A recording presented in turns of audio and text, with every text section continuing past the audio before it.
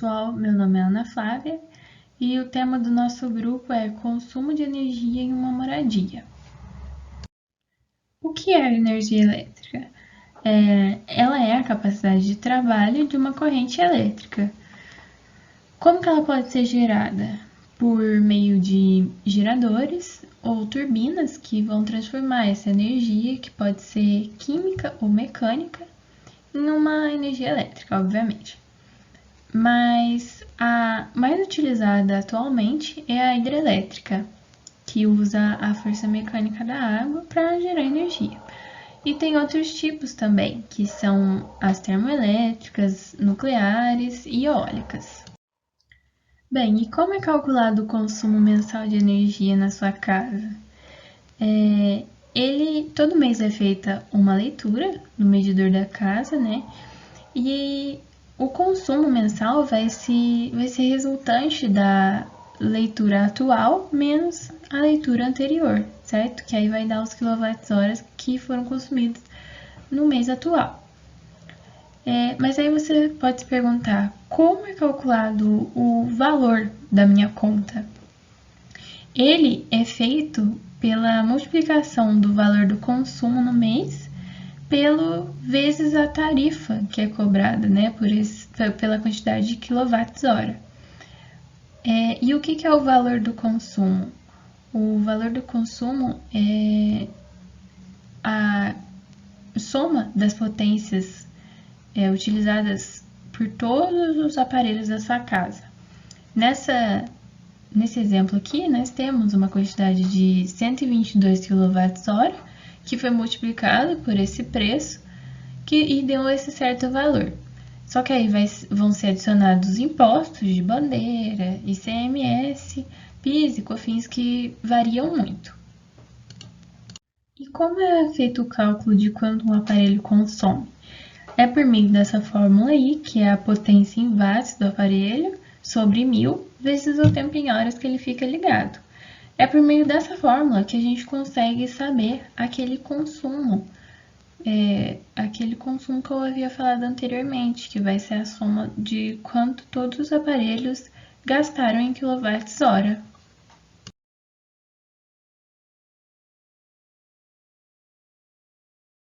Hoje vamos falar do aumento do consumo de energia. Você sabe por que esse consumo vem aumentando mais e mais? Não? Pois vou te contar.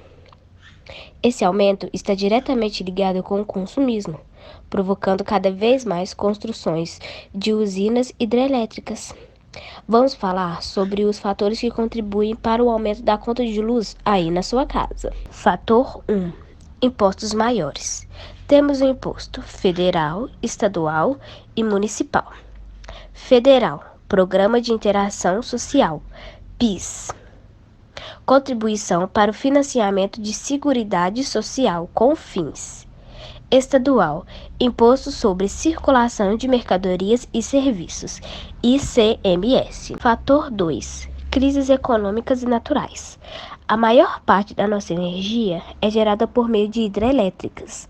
Sendo assim, com a falta de chuva, os rios têm menos volume, gerando menos energia. Fator 3. Aparelhos ligados desnecessariamente. É importante mantermos os aparelhos ligados na tomada só pelo tempo necessário do uso. Seu celular, por exemplo, você deixa ele na tomada depois que atinge o 100% de bateria? Você sabia que mesmo com 100% e se estiver na tomada, ele continua puxando energia? Fator 4. Custo em quilowatts por hora. A conta de luz pode aumentar consideravelmente de acordo com as variáveis existentes no setor de energia elétrica. Essas variáveis são produção, distribuição. Fator 5. Bandeiras. Um sistema de bandeiras criado pela ANEEL para disciplinar a população. Esse sistema adequa o preço à demanda. Sendo assim, temos a bandeira verde, que é boa produção de energia com contas baixas, a amarela, sinal de alerta com pouco aumento, vermelha, produção em estado crítico, um grande aumento nas... Agora que você sabe que muitas coisas interferem no aumento da conta de luz aí na sua casa, vou te dar algumas dicas de como evitar um aumento excessivo. Primeira dica: deixar somente ligados os aparelhos que tiver necessidade. Segunda, se certificar que a vedação da geladeira está perfeita. Terceira, utilizar máquina de lavar quando tiver um número significativo de roupas sujas. Quarta, sempre que possível, usar o chuveiro no modo verão, pois consome menos energia. Quinto, dar preferência ao ventilador de teto. E sexto, evitar deixar os eletrônicos conectados na tomada depois que atingirem 100% da carga. Olá, meu nome é Camila e hoje irei estar falando 7 aparelhos domésticos que mais consomem energia no dia a dia de muitos brasileiros. E o que muitos não sabem é que o que tem mais interferência nesse consumo de energia é o tamanho, modelo e até mesmo marca. Em primeiro lugar, temos os ar-condicionados, que em muitas cidades e estados com clima tropical têm uma utilização muito grande desses aparelhos, podendo ter um consumo mensal de 129 até 679 kWh no final do mês. Em segundo lugar, temos o chuveiro elétrico. O nosso modelo que a gente pegou, usando ele 30 minutinhos por dia no final do mês, podemos ter um total de 88 kWh. Em terceiro lugar, temos um fogão elétrico, que está sendo muito utilizado por muitos brasileiros, e utilizando ele 1 hora por dia, no final do mês, pode ter um consumo de 68 kWh. Em quarto lugar, temos a geladeira e os freezers, que por mais que não tenham uma potência muito alta de utilização, por ficarem 24 horas diretos na tomada, no final do mês tem um alto valor de consumo, sendo as geladeiras de 40 até 57 kWh e os freezers de 48 até 54 kWh. Em quinto lugar, temos as televisões, que pelo mesmo fato da geladeira e do freezer, ficam diretamente na tomada por 24 horas, tendo um consumo no final do mês de 30,45 kWh. Em sexto lugar, temos o ventilador, que também é muito utilizado em cidades com clima tropical, e utilizando ele 8 horas por dia, no final do mês terá em volta de 17,28 kWh. E por fim, temos o computador, que está sendo muito utilizado por muitos brasileiros durante a pandemia devido ao home office. E muitos ficam assustados, né, achando que vai consumir energia, e por ficar diretamente na tomada também, usando ele 8 horas por dia, todos os dias, tem em volta de 15,12 kWh até o final do mês.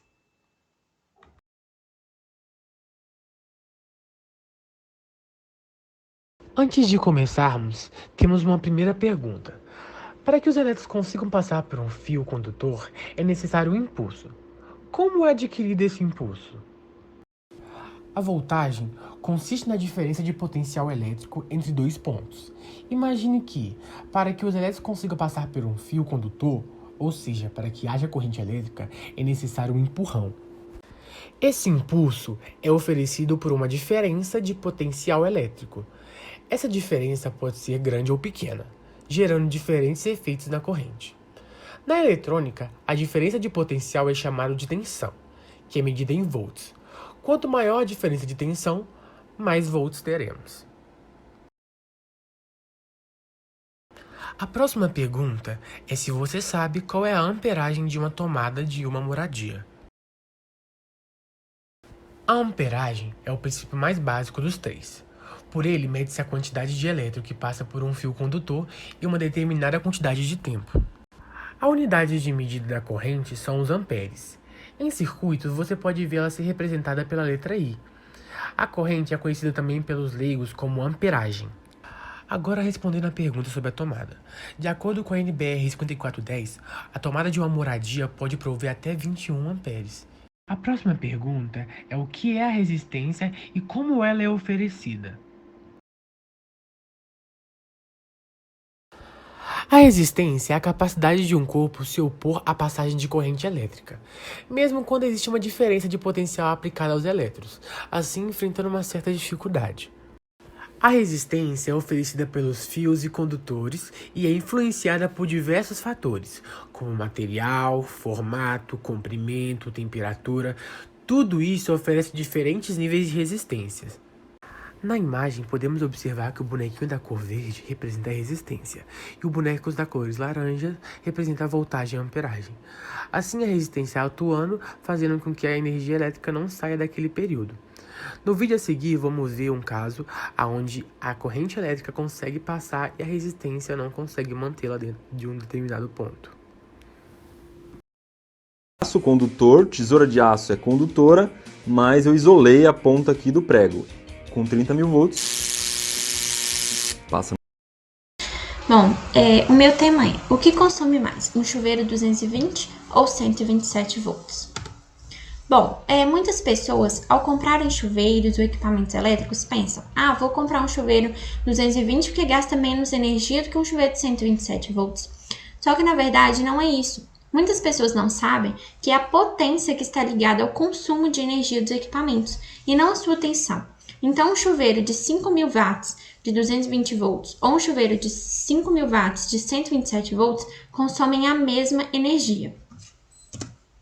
Então, aqui eu tenho um chuveiro aqui comigo de 6.800 watts e 220 volts. E fiz o cálculo, então, para 127 e 220 volts para achar a sua corrente elétrica. Em 127, a sua corrente é de 53,54 amperes. E a de 220 é 30,90 amperes. O seu consumo, então, é dado pela potência vezes as horas diárias vezes os dias do mês dividido por 1.000. E ele é dado em kWh vezes o valor do kWh da sua cidade. Bom, está aí uma explicação, então, para uma economia que os aparelhos, os equipamentos elétricos 220 faz. A sua corrente é menor do que os equipamentos de 127 volts.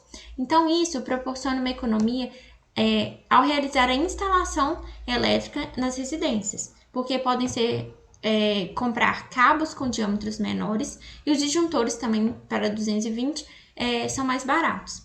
Então, é essa a relação de economia, de vantagem do 220. Não é mensal, é apenas economia na instalação. E por que a maior parte do Brasil utiliza 110 volts? Bom, um choque de 220 volts é muito maior do que um choque de 110 volts. Então, a maioria da população prefere 110 nas residências, né? Bom, ainda tem muitas pessoas que utilizam 220, algumas residências possuem, mas a maioria é utilizada em shopping, em indústrias, lugares maiores, assim. E uma pergunta frequente: é possível ligar aparelhos 127 volts em 220 volts ou vice-versa? E se eu ligar um aparelho 127 em 220, ele vai queimar? Bom, a resposta é sim. Se você ligar um aparelho 127 em 220, ele vai queimar, porque ele está recebendo uma tensão maior do que ele possui. E se você ligar um 220 em 127, ele não vai queimar, mas ele não vai funcionar da maneira correta, porque ele está recebendo menor tensão. Então é isso. Caso vocês tenham alguma pergunta, estou à disposição.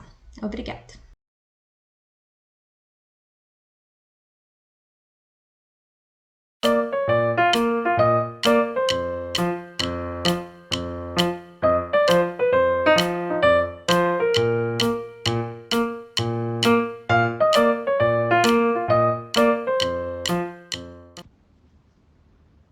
Sobre a energia a gás, irei começar explicando o que é.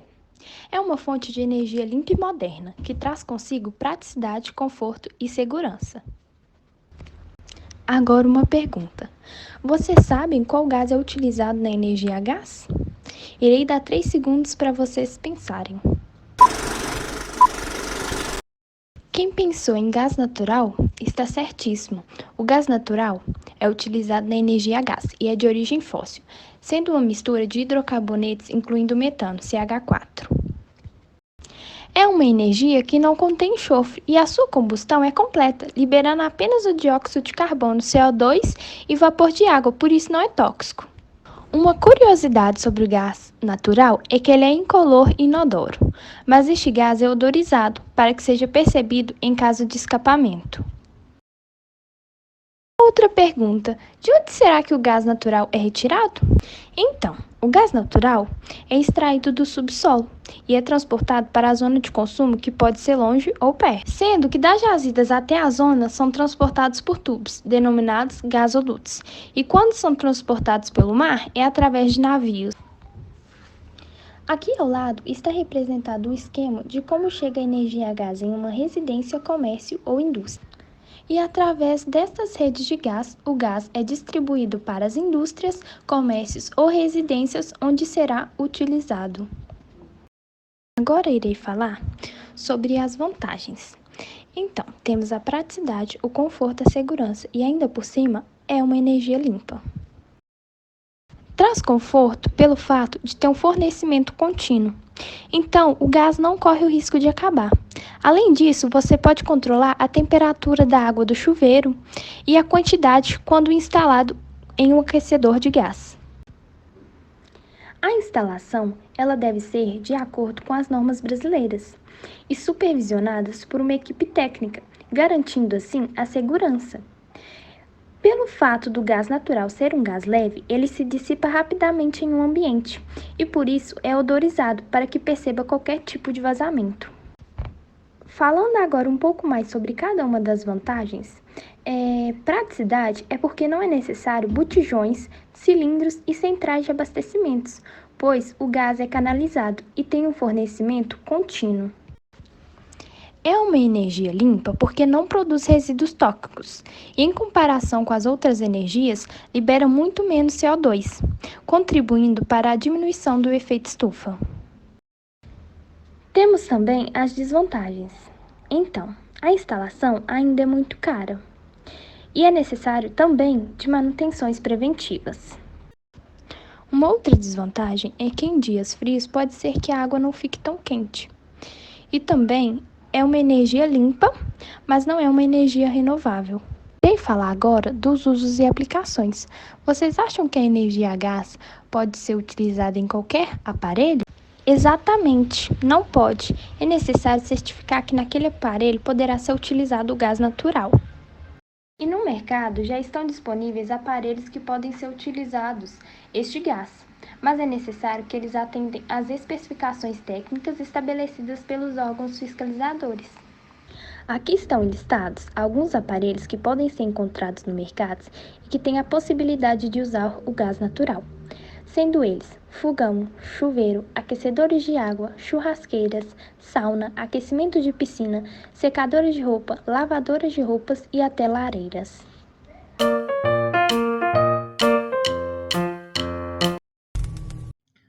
Bom dia, boa tarde, boa noite. Eu me chamo Isaac e eu vou falar um pouquinho mais para vocês sobre a energia solar e seus tipos.